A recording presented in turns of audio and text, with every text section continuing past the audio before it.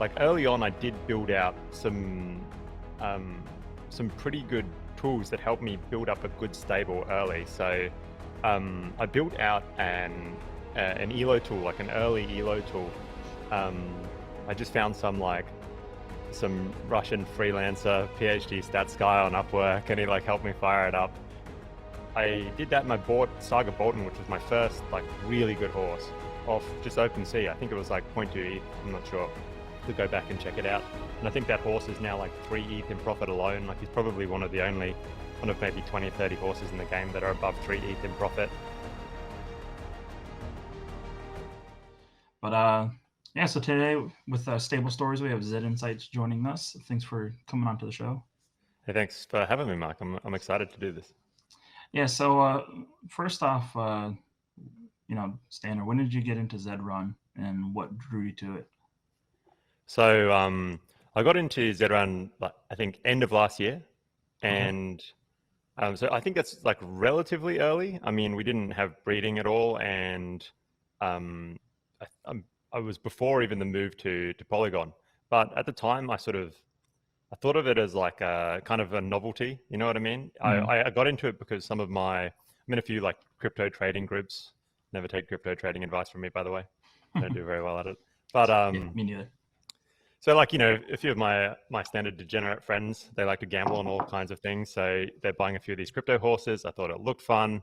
I bought a couple of them, but it always felt like the thing I was not supposed to be spending my time on, if that makes sense. Like it was like the guilty pleasure. Like it was definitely where I thought I was throwing all my money away. So like looking back, holy shit, I wish I'd gone like so much harder because it was relatively early. But for the longest time, I think I just had a few horses like that. I was just kind of dicking around with it, and didn't go that hard. I didn't really have all that much money in crypto at that time at all, actually. So I definitely didn't want to put like a large sums of like my crypto funds into this new like weird horse game that there are only like 300 people playing. So yeah, I guess early, but for a number of reasons, didn't go as hard as I should have. Yeah. Did you have any early strategies that you've since abandoned?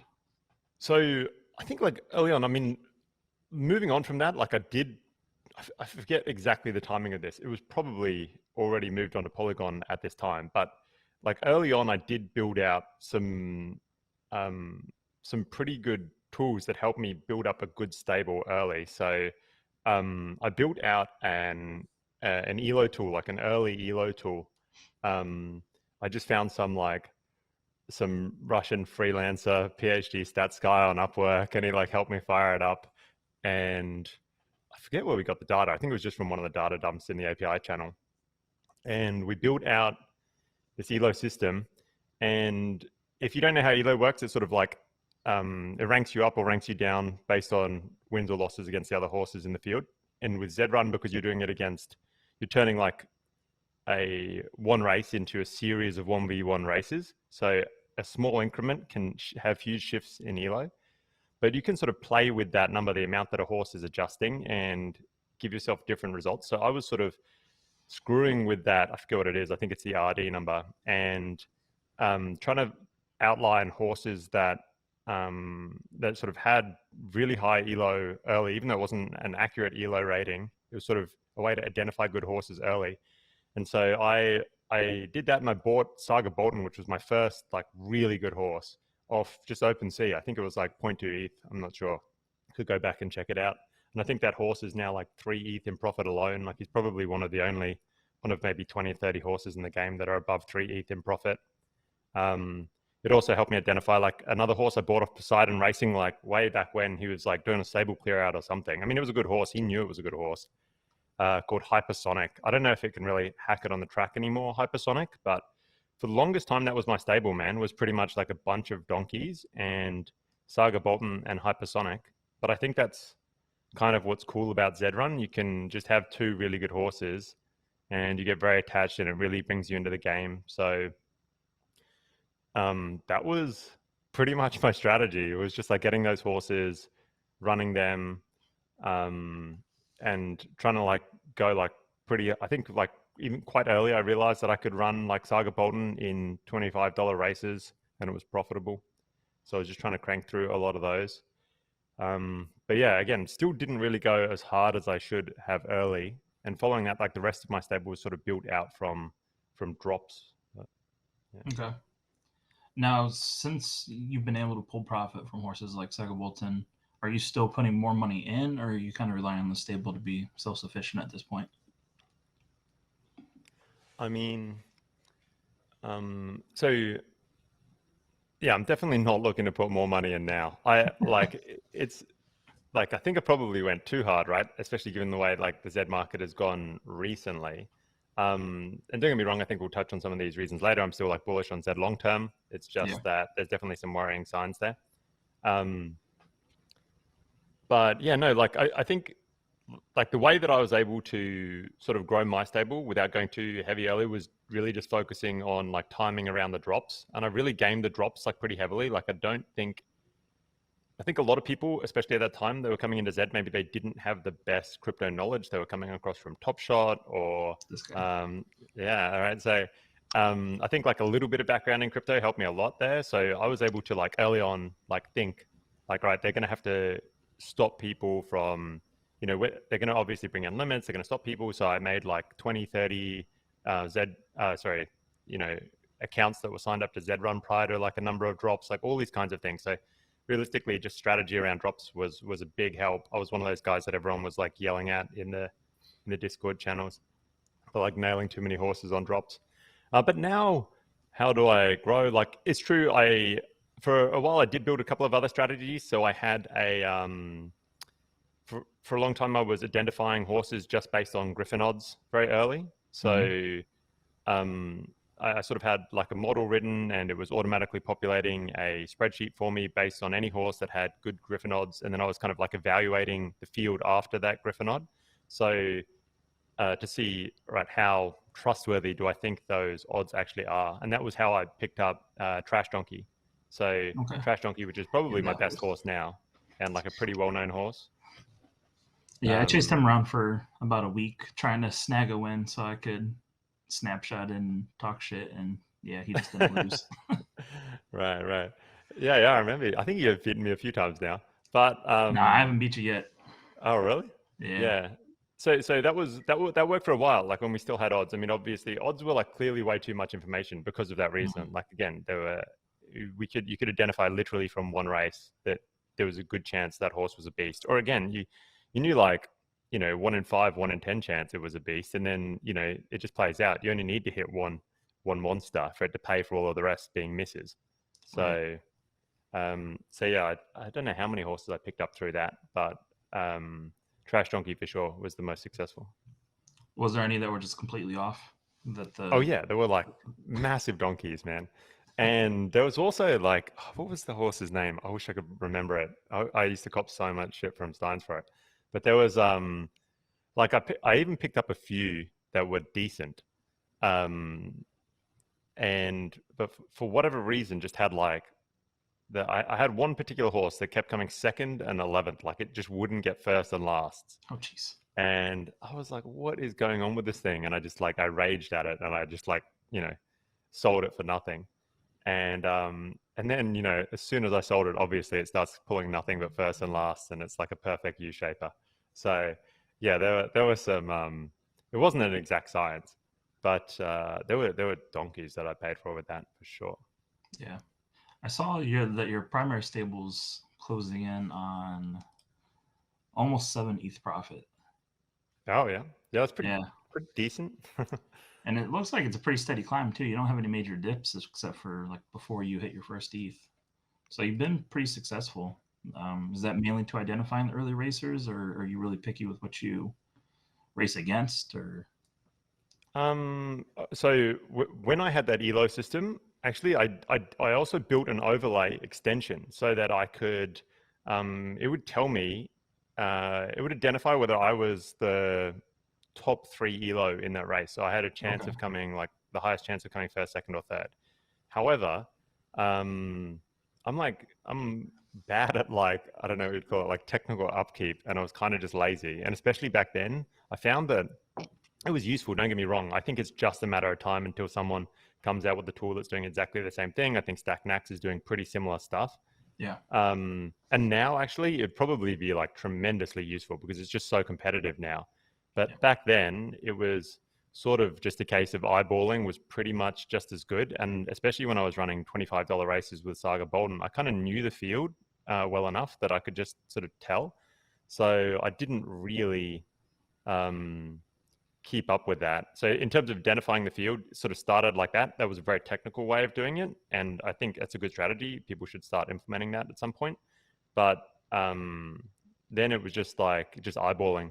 And now I pretty much just eyeball as well. Like I do evaluate fields when I get in, obviously, get in at like 6th and 7th, but same kind of deal. Like, you know, you sort of know if you're entering the higher stakes races, which horses you have bad records against. And again, tools like StackMax, like every once in a while, if I feel like I'm running up against the same horse over and over, I'll flick it up, see what the head-to-head matchups are like with that horse.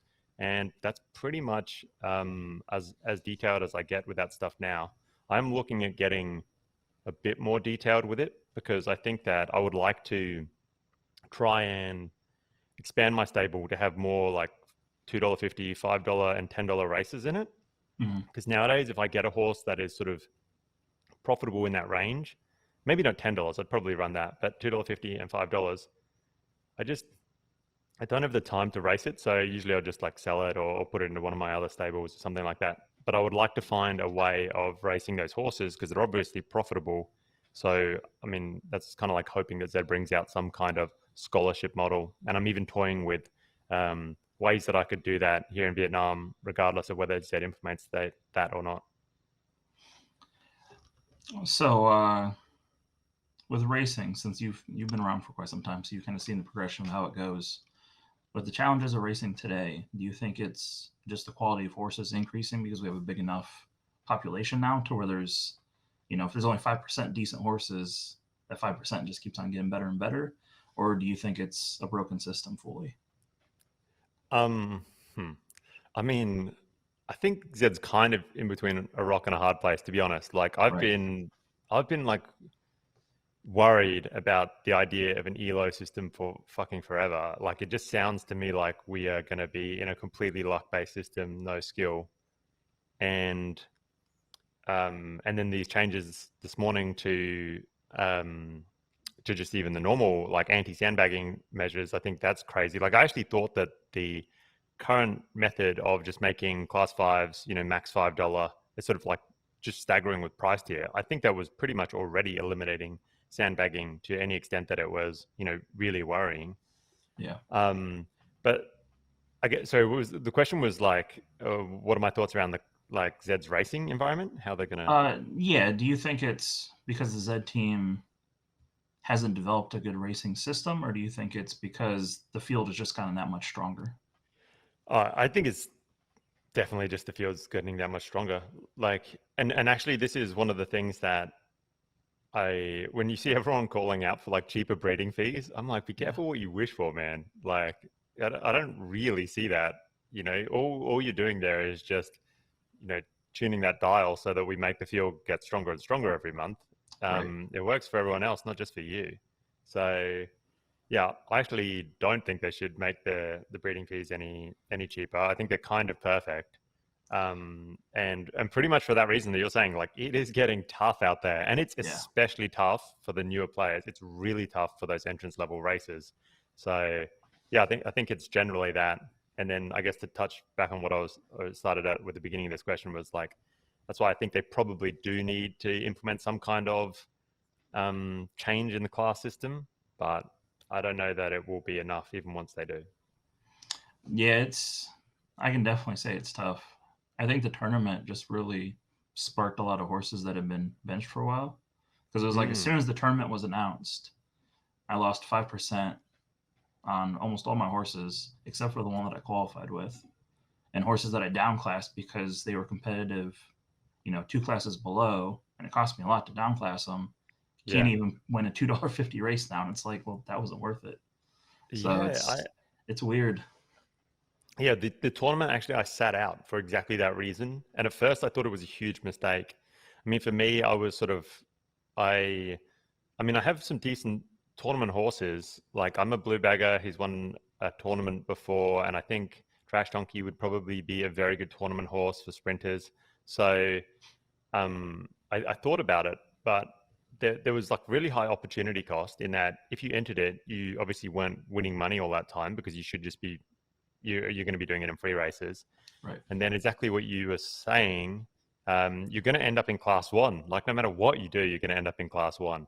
So, and sandbagging is brutal. It's really brutal. Even just the time. And then again, all that time you could have been winning. And so at first I thought it was a mistake though, because there was no opportunity cost. The paid racing was basically dead. There was no volume there. So I should have just done the tournament. But then towards the end of the tournament, when people started to drop out again, kind of came back. And now seeing a lot of the pains that certain people have had in downclassing, I think it was probably the right decision. And with this upcoming tournament, I'm not really sure. I haven't dug into it, but I'll probably sit out again until some more rules come out because, if it's the same sort of format, only that really top echelon of horses have a chance of making money from it. So in that case, yeah, it's just not worth it if you have that B tier horse or whatever, like a non-Z1 to be honest. Yeah. So yeah, I'll probably sit that out yet again. Yeah. Now, how do you? Because you did participate in the Zombie Boy tournament. That's one of the ones that you've won, correct? Yeah. I've done a few of them. Again, it's sort of I really like them. They're a ton of fun, but they're a lot of time still. I kind of So that's the only downside to them. But yeah, I do enjoy the Zombie Boy tournaments. Do you want me to talk about that particular tournament? Yeah, go ahead. Yeah, I think that was my second tournament. Third total Zed tournament. Way back in the day, I entered a Bored Ape Yacht Club tournament. I no longer have my Bored Ape. That's a very sore subject. But and it sort of like really put me off. It was just complicated. I didn't really understand how it worked. It was a real disaster. So what Zombie Boy has done with that site is like game changing. I absolutely love it. Yeah. And I entered I bought a horse. I bought an epic horse called Elmo, who's I think it's got to be one of the worst horses in the game to enter the tournament that Zombie had, where you lose, and I just forgot to enter at the cutoff.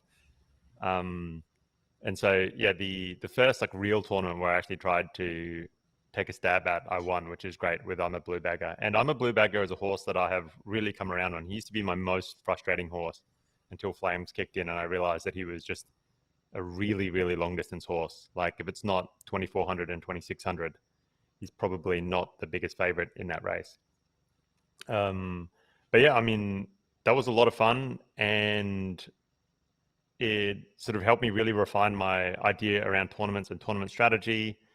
And I think the basics of it come down to, you just really have to know your distance preference very heavily. You have to be able to evaluate the fields you're going into very well.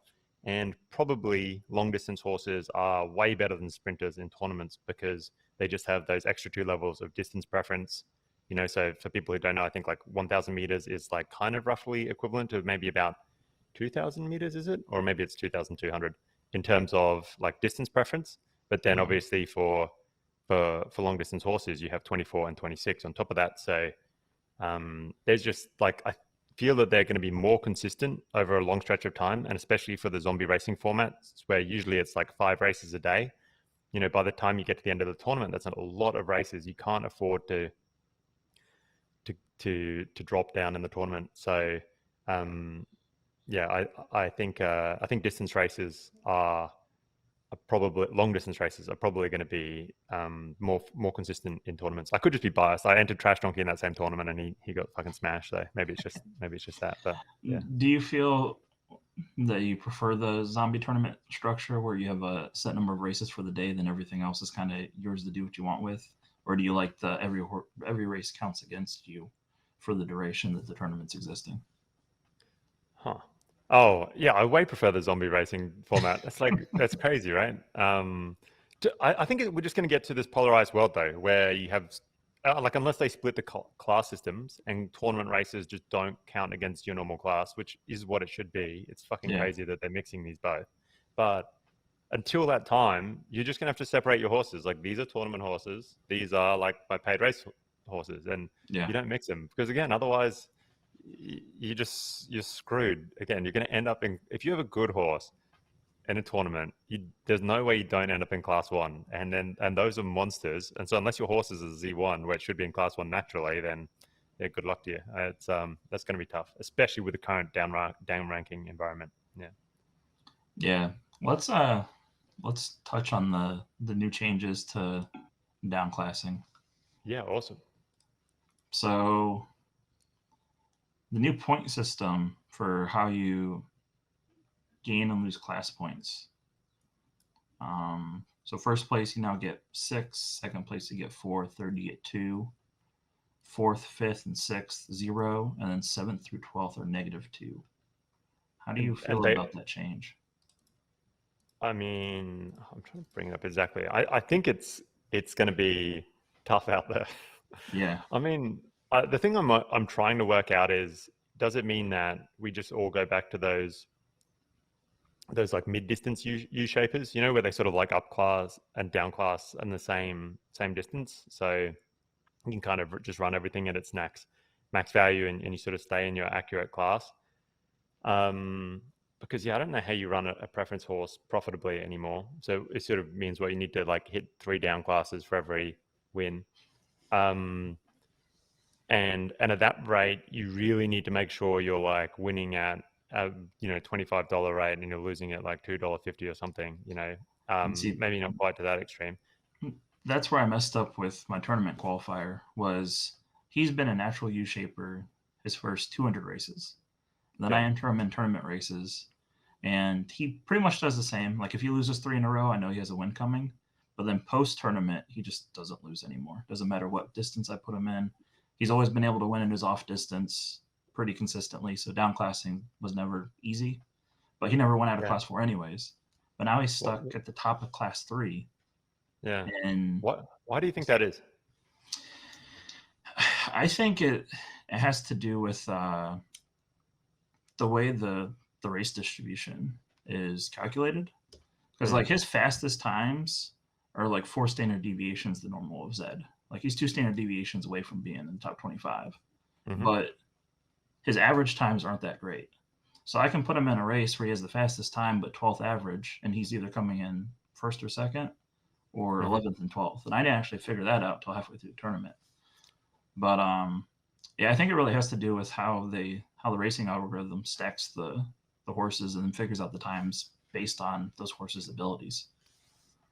Yeah, I'm still not exactly sure what's going on. I think that, I don't know that it was definitely around the time of the tournament. You know how BG was publishing those where they had sort of compressed finishing times. Well, so like times now are like, it's tough to look at them, right? Because like prior to that date, you had way more standard deviation than you do now. Well, from my understanding though, like free races always ran on a separate algorithm anyways. Like variants seem to apply less. Do you think from my understanding? Because I've had horses that were, and this is just my experience with my stable and a little bit of research I've been able to do. It seemed like if you had a horse that was higher distance preference and base ability, could run a faster time than a high variance horse. Like my high variance horses don't win free races often, but they can win in paid. And then my higher distance preference horses win the free races, but then they kind of naturally in paid, at least previously. Interesting. I mean, I haven't found that. I think it's all one algorithm. I just think that typically free is like a way. I mean, you just get like way more variance with the horses that are in there. Do you know what I mean? Like you can get monsters in a free that are downclassing. You can get like just complete donkeys that don't run anything. So it kind of just throws a spanner in the works. Yeah, maybe. But I do agree with you in general. Like things seem to have changed big time, and I'm not noticing it as much with my monsters. In fact, like if anything, I think that they are more consistent. If I had to, I know this sounds crazy, like, but my like conspiracy theory is that Zedrun tried to nerf distance preference horses. So like spikers, like you know the LBJ goats of the world. They tried to make them like the effects of distance preference less on the algorithm, and then somehow it's like had the opposite effect, because I think those horses are more consistent than ever. Yeah. So, and I found that with my stable, but and then when you go to like the lower end, I think it's affected those horses like way more heavily. I think that Yeah. there are a lot of, it could just also just be the inflation of horses, but because those are the horses that it would affect more often or more quickly, right? Like the $2.50, $5 horses. I mean, if we're inflating the population with more good horses all the time, like those are the horses that are going to swap to not being profitable. And so like, yeah, maybe you're just not getting those last because there's there's better losers in those races, if you get what I mean. But I've definitely found that as well. I think that the lower end horses are getting affected quite a lot recently. I think also might have to do with racing efficiency, because with all the tools and the extensions that come out, and Yeah. like you said, like Good flames point. tell a lot less than Yeah. odds did. But if you know your horse already, flames can really help you fine tune it in a way that Yeah. odds couldn't. Because you know, I have a horse that's a negative 40% ROI horse because I ran him all over the place to see what he could do. Yeah. But he's an average 10 odds horse, and before I put him in class 1, when he was still a class 4 horse, he was like 9, almost 9 even at every single distance. And you know, that's confusing for a new player, I feel. But then once you apply flames over top of the old odds data, it's very clear which races you should be in and which ones you shouldn't. So if everyone's more efficient at downclassing, like I never saw a Z4 Nakamoto or a Z2 Nakamoto in class 3 and class 4 or class 5 and 4 before flames. Yeah. Yeah, you're right. I mean, that's a very good point. I think like maybe, I mean, again, it stands to reason, like not only are we inflating the number of horses, but we're also like all the stables are getting better, all the tools are getting better. And we're probably, if you think about that big influx of users that we had in Zed Run, what must be like 2 or 3 months ago now. I mean, those bad players have been filtered out as well, right? Yeah. Like they've left, they've quit. So like all the players are probably getting better along with the tools. So maybe we don't even need that much horse inflation for it to just be getting real tough out there. So yeah. And I think that's probably the hardest part, is having a safe place for new players to play the game. So that way they're incentivized to be new players, because otherwise you're just going to be donating to stables who know what they're doing all the time. Yeah, I agree. And I mean, that's why I understand what they're doing with Elo, and I kind of think something is required, something's necessary. I hope they've done the homework. I hope they've run the simulations. It's just that, you know, previous experience with changes by the Zed team don't like bring you that much confidence.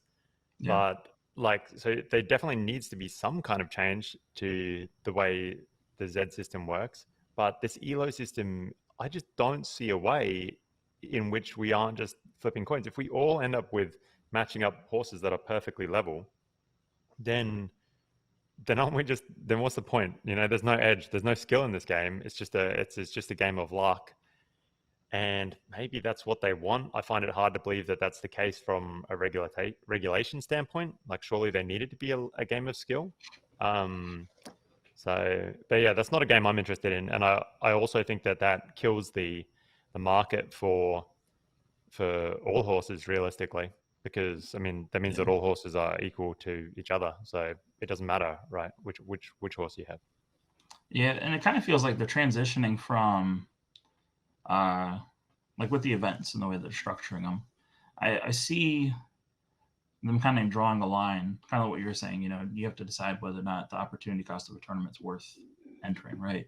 So it seems like they're going to try to implement more and more types of events that will allow people to compete at different levels for prize pools that they would never otherwise be able to compete at. But at the same time, you still have to make day-to-day racing profitable, because people aren't going to want to have a, you know, like a trash donkey or a Saga Bolton sitting on the bench waiting for the next tournament in 2 weeks. Like you bought those horses that grind out ETH because they can. Yeah. So it's kind of a weird balancing at this point. That's true. I mean, I do think if they get to the point where it's like a tournament every day, or like there's multiple tournaments going on at once, something along those lines, then like, yeah, great. I mean, maybe that works. And that could be the answer, because, you know, you construct, like with what Zombie's done, it's pretty impactful. The fact that different horses are good in different formats. So yeah, that is potentially the solution. But you're also right that there needs to be some way to just to just grind for those people who just get into the game. But yeah, as much as I can criticize the elo system, I don't think I have a better solution. Otherwise, again, it's only going to be the real premium horses that are profitable, and I do think that matters, because like having killed the momentum that they had, you're 100% correct. They need a way for new players to get into the game in like a user-friendly way, and that's like super tough. Yeah, and I think it's hard too, because any tweaks you make to make the class 4 and 5 horses that were close class 4 and 5 horses, 6 weeks ago, profitable, even if it's, a $2.50 race at a time, that's going to take away potentially from the profitability of the monsters. And at the end of the day, like, the monsters is where the big money is going to be. The monsters is where Z1s are justified being the Z1. And if you kind of take the profitability away from those potentials, it's going to trickle down, because the Nakamoto price is going to drop, which means Buterin prices are going to drop. Like, yeah. So it's funny. I wouldn't want to be on the Zed team making these decisions for sure. Yeah, it's tough, right? I mean, if I were putting money into Zed now, and if I was advising someone, it would be really hard for me to advise people putting money into anything other than Genesis. It seemed like I think luckily, like, Genesis horses, especially unraced Genesis horses, they sort of have this intrinsic value. It seems that they're very important to breeding, no matter which way you look at it, right? And the lower Z, the better, and it's a fixed number. But because of these drastic changes that are coming out, like, you're looking at bred running horses like Trash Donkey, and it's pretty hard to justify like tough big valuations. I haven't looked this last week or these last few weeks, but I imagine there's less and less of those high-end sales. Yeah. So yeah, and I would like to see how much LBJ Goat just sold for, though. Oh, did LBJ Goat sell? You didn't hear? No, I didn't hear. We're gonna make it racing just by LBJ Goat today officially. Oh, damn. Man, yeah, maybe Arbitrage is pulling the ejector cord.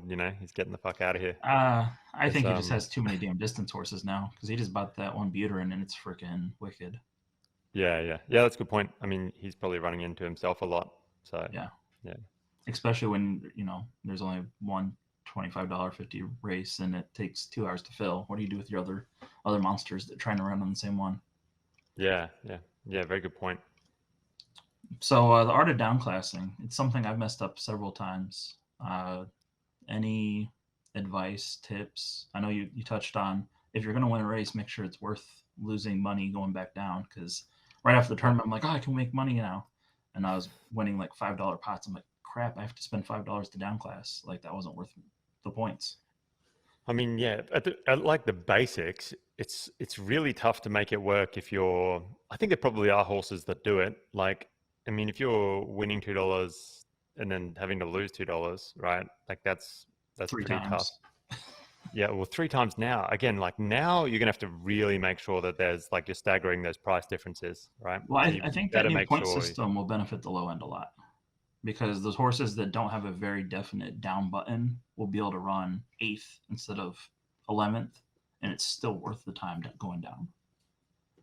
I think it's the high-end horses that we're probably going to see the biggest hit, because now it's a clear 3 times. Is it going to matter? Because, like, doesn't it just mean that, I mean, you're still just going to end up matched up against level competition? I mean, do you mean the new point system, but prior to ELO coming in?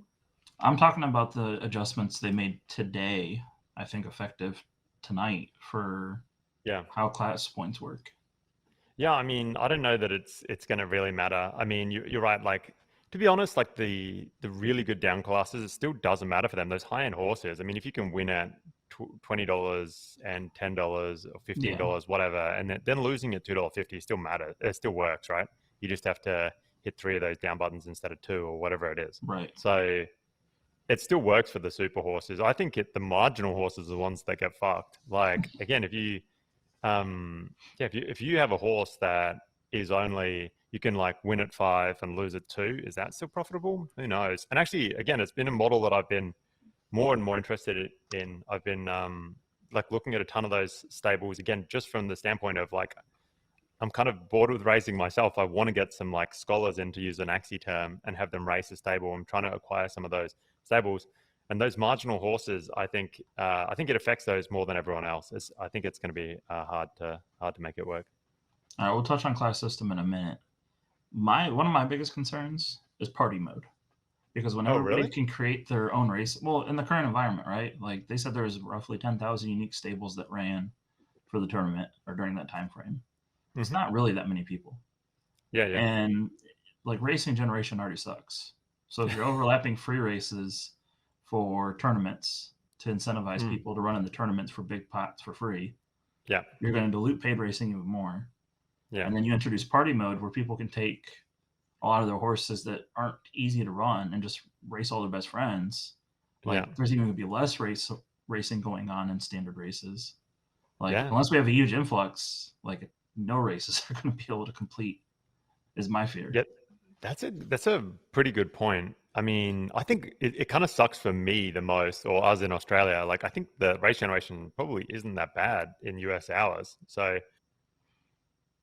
but it's a good point. I hadn't thought about what you just mentioned there. Because what And happens if all of 10% these of the things that, horses stop racing in regular racing? yeah, I mean, it could be that. To be honest, man, they could be moving the whole system just towards a tournament structure, like tournament and free race, and maybe like these standard class structure just like vanishes, or again, it's just kind of a niche thing, and you can leave it out there for certain people. I do think that, and maybe this is too early to bring it up, but I do think that the ultimate reason why I'm still like bullish on Zed Run is because all this stuff is still fixed by me for like by two things, which is the finishing off the drops and Mm-hmm. Des token. Like there's the fact that they haven't implemented that stuff yet is insane to me. And I think for a while they thought, probably for regulatory reasons, that they didn't want to, that they I think that they had thought that they had zagged back and thought like, all right, we can't afford, or we're not going to bring out this Des token, because they indicated that like, I don't know, it was probably like January or February. It was so long ago. But now they have to. There's so many competitors coming out. What we've seen with like Uniswap and SushiSwap is that, like, if someone comes out with a token, it'll kind of force you to do it because they just have so many more growth buttons that they can push. And so Zed bringing in some kind of like play to earn mechanic, I think that's huge. And that like should in general just like massively expand the population of Zed Run players again. And then hopefully that would mean that there's just not the issue what we're talking to now. I mean, it's a problem now because we're sort of in the Zed winter where there's no one left Right. racing. So it's like, yeah, we've everyone's shriveled down. There's no one left, and we're bringing out more race modes. We've got party mode. Hopefully, we've got the tournament, and we've got standard racing. But if they do push those buttons of growth with extra drops again, with Des token, then hopefully the population balloons again, and we can fill everything out. That's my hope. No, I don't have any actual experience with Axie. So if we release a Des token, because I've always been nervous about Des, especially this early in the game for Zed Run. Yeah, How do you think Des solves problems? I think it What means that well, they first, can. what utility do you want to have, and then how does it solve problems? I mean, I think that it'd be great to introduce some kind of burn mechanic, although they still seem really, really reluctant to do this. I literally Yeah. don't understand it. It's the most baffling thing to me. I get it, like all horses are valuable. Like just come get down to the turn. Like there's gonna be donkeys. Just let there be donkeys, man. I don't know why they hate this idea of burn. Like I get it, don't burn Genesis horses, but burn everything else. And it brings in a bunch of mechanics with that. You can reward with Des from that standpoint. I think that you can have a staking mechanic, like maybe if you earn a certain amount of Des, you can stake that token. You can race for free, right? Or you get a certain number of free races every week, every month, every whatever, right? So it kind of allows people to still learn a new horse for free, maybe in paid races. So there's a ton more mechanics. You can juice pots, so they can fix. I thought like one of the best ways that they could have fixed this down ranking problem realistically was to just have different reward structures from class 1 through to class 5, so that yeah, you're juicing the pots. Basically there's extra Des on top of the um yeah, the standard winnings. Um and I think that it's a really good structure for free races as well. I think, I'm sure it must have been tough for them to to sustain the amount of free money races that they were doing for that like 1 month period when it was actually up. Yeah. Whereas Des token, you can get away with that kind of stuff. Maybe you can pay.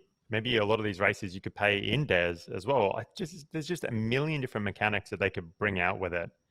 That I think, it opens up a lot of possibilities, and it opens up a lot of possibilities where they're not paying out of pocket because they can essentially just print their own token. Obviously that has inflation risks, Yeah, I like was gonna long say, term. like it's scary But too. I mean, if Axie proves anything, it's that like a certain amount of inflation with those tokens, I think is good because it's just kind of like user acquisition cost early on. You can just inflate now, balloon out the users, and then hopefully dial down that token over time. So yeah. Now, are you worried? Once again, I don't have any exposure to Axie. With releasing a Des token like that, doesn't it give people who don't have any racehorses or don't actually play Zed a lot of control over what the value of a horse could potentially be? Sorry, can you say that one more time? So, like, if the horses, if are you talking about using Des as only a racing breeding currency, or would it still be used for like purchasing horses? I mean, I think you could use it for everything. I'm not like an Axie expert. Like Yeah. I've only played that a little bit, but the Axie in Axie, there's like a 2 token system, and that their sort of like SLP token is only used for breeding, right? So it sort of like naturally gives it its utility there, and then they sort of have like a governance token as well. So whereas it looks like Zed is looking to do like a 1 token system, so I think the mechanics would be completely different there. I got you. So I'm not really sure like what the best structure for Zed would be. I just think that it gives them the ability to have like way more of a like just many more growth mechanics that they could do. You're right. You could make it so that you have like a certain number of free breeds every month. If you have a certain amount of des staked, right? You can have so all kinds of different structures that you could have here that basically incentivize people to like hold that token and not to spend it, but then also have a bunch of utility for people to like need to spend it to put upwards price pressure on it. So yeah, that's I guess my general idea around that. I don't think they should just replace money with Des and Okay. like everything that was dollars is now in Des token. That's definitely not the way that I think they should go about it. Yeah, me neither, because I'd hate to see them tie the value of a horse to Des and then people be able to manipulate the market to fluctuate horse prices, Yeah, I think the over one time. I mechanic that think I that. would. Oh, sorry, I didn't mean to cut you off. No, you're fine. Yeah, I think the one mechanic that I really want the most that I just don't think they're going to implement is some burn mechanic, and that I think is way more viable with a Des token. So Yeah. again, I love Lucky Jack's idea of having a big burn race. Where like every week, every month, whenever you want, we race like 1,000 horse herd race, and everybody other than the winner gets burnt. And maybe just for entering, you're getting given a certain amount of Des token, and the winner is getting like the sickest skin ever. And Right. I just think that would be, no matter what, that would be the biggest bragging rights ever. If you saw somebody with like the burn skin on the racetrack, it would be a huge amount of props. Just Yeah. yeah. Now, what's your take on skins, and now that we finally have a timeline for when we're going to be able to see them on the track? I mean, cool, right? It's just another. It should have happened a long time ago. I think they know that. I think they wanted to have it a long time ago. I mean, they were selling skins a long time ago, so I think that they underestimated the amount of development. Awesome, right? I mean, I don't see any downside to it. The more you can personalize these horses, the better it is. It's an awesome thing for tournament rewards. Again, it would be. I think it's kind of like bragging rights. The ones right now are kind of like not that much bragging rights because you just got them because you paid for them, which is still cool. But I like the idea of having skins that indicate a horse's particular achievement, So if you have a horse that is like above a certain amount of profit or that has hit a certain number of wins, right? Kind of like, the achievements you get in games. That's the Right. kind of skin I'm interested in So because more like a badge and less than a wrap my yeah, horse as a exactly. And a brand. way that you can like level up that horse. Again, it gives you an incentive to like really push a horse to a certain level then as well. I can see people just wanting to to get those achievements. And those kind of skins, I wish they'd be like locked to that particular horse though, because if you Yeah. just trade them, then I mean, there's no real point. But I love that. I think like tournament wins would be like the biggest one as well. That's such a cool use case. These sponsored ones, I don't know how I feel about them. Like, if you had like a stellar skin, would you care? I mean, it looks cool because there's not that many skins out right now. But yeah, my suspicion is that with the upcoming NASCAR one, I can't see a way in which we've got skins, right? That's come out, and then they said there's further utility for that NASCAR token, and I'm almost convinced that has to be a race, right? Like, how do you have a NASCAR sponsorship and there's no NASCAR tournament, right? So I'm pretty convinced that that you need. I mean, it would be crazy to me if this wasn't the case, but I feel like you're going to need that token to get into the NASCAR race, and then we're going to have all these horses hopefully rocking their NASCAR skins racing against each other in that tournament. So that's the way I hope that plays out. So that's kind of cool. Yeah, no, I agree. I think they have a lot of opportunities there, but I don't share the sentiment that they shouldn't be focusing on things like that because of the partnerships that they're bringing in. Like it shows you where their mind is down the road. It sucks that the day to day is kind of suffering. Man. Like, yeah, I think that mentality is so crazy. I hear all these people like they're like boo all the announcements that are not bringing in more users. It's just different teams, different stuff. You got to continue to grow the platform. Yeah. I don't know. Those people are crazy. Now with horse renting or some sort of scholarship program or something, I've heard a lot about this being a goal or a target for beginning of next year sometime. I don't see how there's much drawback to it at all. Right. It just helps everybody. So yeah, I think it's absolutely huge. Actually,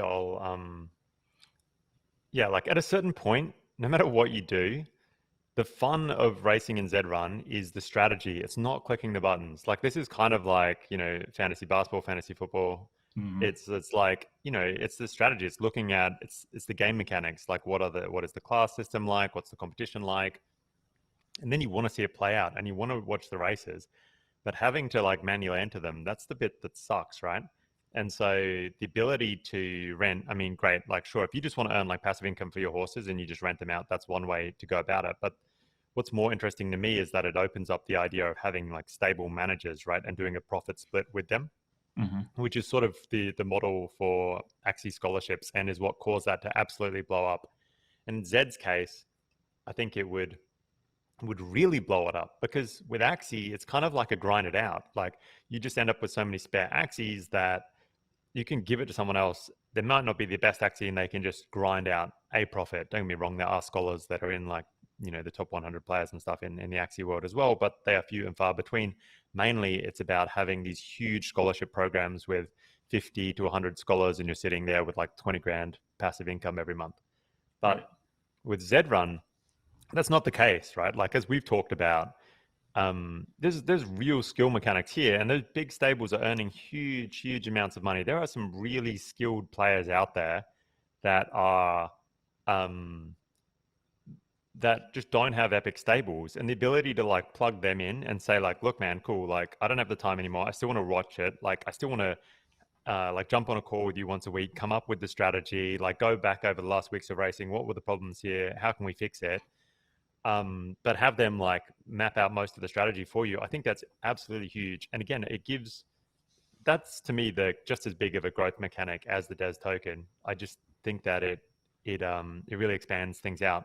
Me, for example, I'm pretty much at the maximum number of horses that I think I would run. Arbitrage is a good example, right? Like you said, if he's selling LBJ Goat, like he's probably at the maximum number of horses that you can like run as one person. But by the time you open up scholarships, you can have just way more different strategies, way more horses in your stable, and that's really interesting to me. I'll give this guy a plug real quick. If anyone is not following Fast Eddie, it's at Fast Eddie 2021 on Twitter. He's like probably like one of the most knowledgeable stable runners, like stables that I talked to, and like getting someone like that. Look, if they had a renting mechanic, I'd be begging this guy to run my stable overnight. He's probably a way better Zed player than me. Yeah. And he just doesn't have that big of a thing. And I'd also highly recommend his ELO reports. So yeah. I'll make sure I add those links to the description too. Yeah, awesome. For me, I'd like to see almost two different versions of the renting program. I'd like to see a stable manager where you could essentially segregate some of your horses for other people that you designate, whether it's a password or whatever you got to do, to where they can only run them, they can't transfer them, they can't breed them, only racing. But then I'd also like to see a horse renting mechanic where you could pay to either own the horse for a day or race it for a week, because especially as some of these big stables grow, there's a big tournament coming up. I don't have anything that's competitive. I might be able to hit you up and be like, hey, can I give you whatever to run Trash Donkey for this tournament? And then, it wouldn't necessarily be going through the same channels as the stable manager. So that's kind of where I'm hoping they take it, because especially for new people, right? Like if you're at the bar, you're like, oh, what's this Zed Run thing? Oh, I've never heard of it. $20, you can rent a horse for the night. And they just throw $20 in and they run custom races at the bar with their buddies, or, at their house at a party or something. No big deal, no cost of entry. You don't have to know anything about crypto.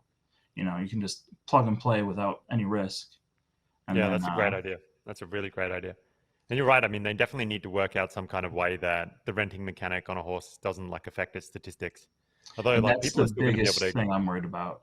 You're still going to be able to gather a lot of information. Like if you could rent someone's horse and get a head-to-head matchup that you wanted, there's so many mechanics that it opens up that it is a little bit worrying. But yeah, I mean, I'm with you. That's a great idea to have that multiple use cases behind it. I mean, my main thought with it was just that as soon as you had renting, those other mechanics become possible.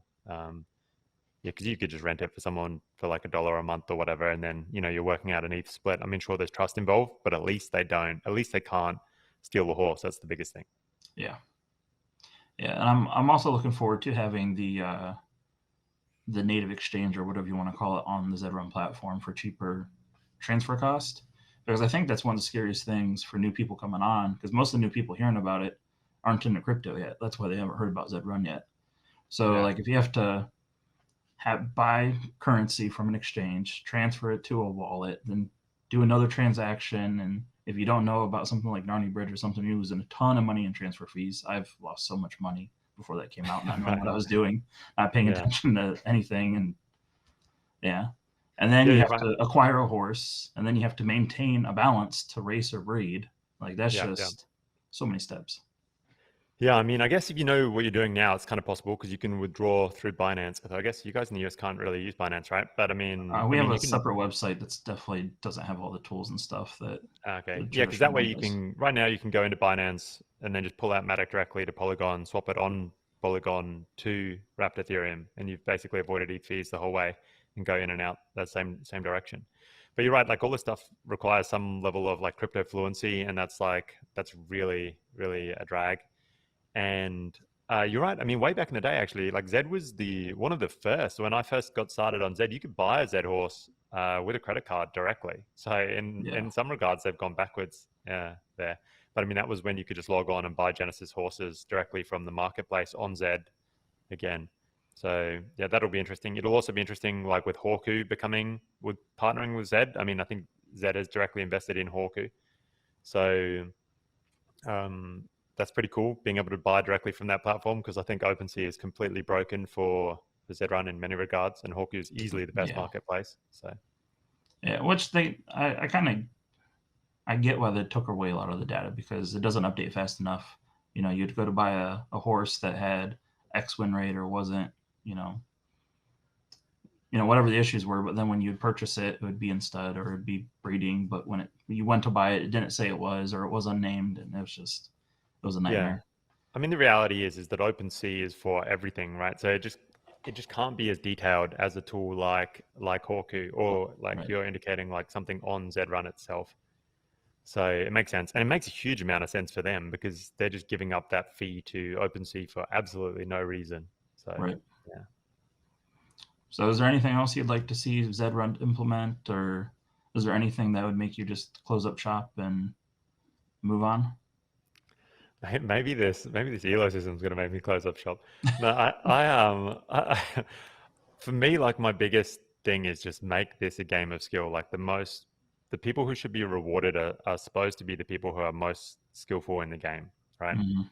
And at some point, I understand that that is like butting heads with the fact that we need to onboard new users.